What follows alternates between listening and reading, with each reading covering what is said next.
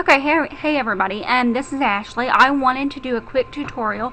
I'm actually holding my video camera, so this should be interesting. But I wanted to show you guys how I put watermarks on all of my pictures so that no one can steal them. I think that's very important. I use Photoshop. Adobe Photoshop 2006, I believe, and I think I got it at Walmart for maybe $50, but there is a program online that you can upload. It's called GIMP. It's GIMP. That's free, and it does pretty much the same thing, so you could really just download it for free, and it's a little bit different, but maybe I'll do a tutorial on that later. But down here, we'll click on my Photoshop editor, and it brings up my page. So the first thing you're going to want to do is go to File and then New, and then blank file, and then down here it brings up this thing, and you have these different settings there, but it doesn't matter.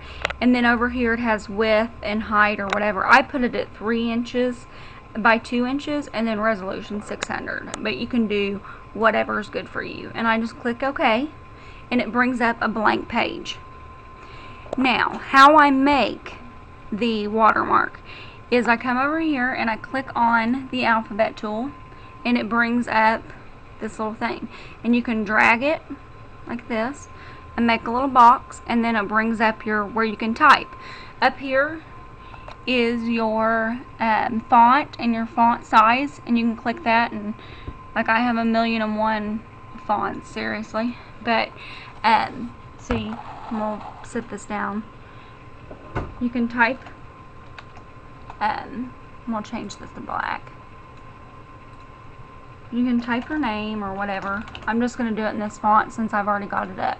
And then I'll drag it again, and maybe I'll change the font to something else and change the size to maybe 9. And then I always put sorry, I hit the desk and the camera's wobbling. I have a tripod somewhere, but I don't know where. So I'll put my blog address on here, and then, you know, to make it all the same size and stuff like that, I'll make that smaller, and then I want this to be a little bit bigger, so you can change all that. Make this centered for you guys, and you can just move this stuff around, and you do that by going over here to the little arrow, and that's the move tool, and then it allows you to move whatever you need to. So that's that. Well, if you come down here to this heart, there is a copyright button, and I click that and then put my copyright. That you don't have to have that down here. You could type copyright of Treehouse Stamps, which is my business, but and that's the same thing, really. So you don't really need that.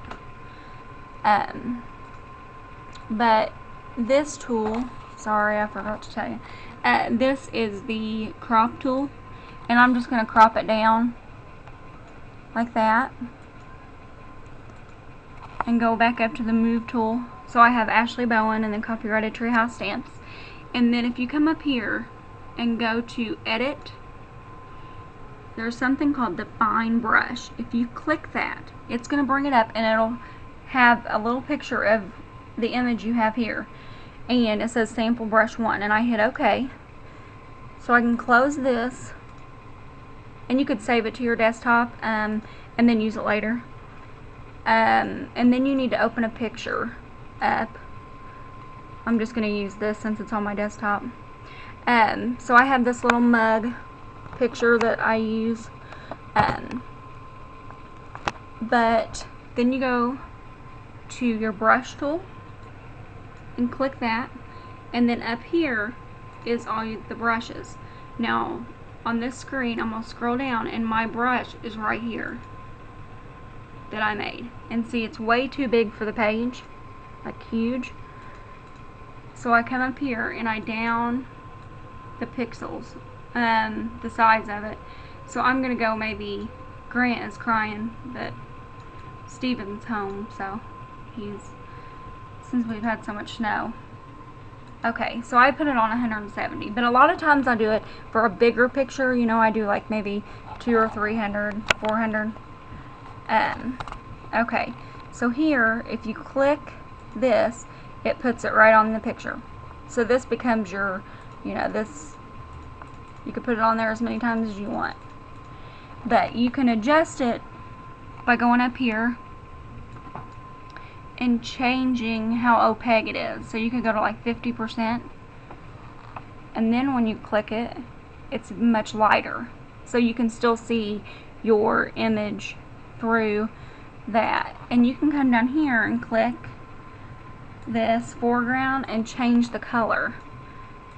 And this just slides and changes. And let's say we want to make it hot pink, and then do that, and see how light that is.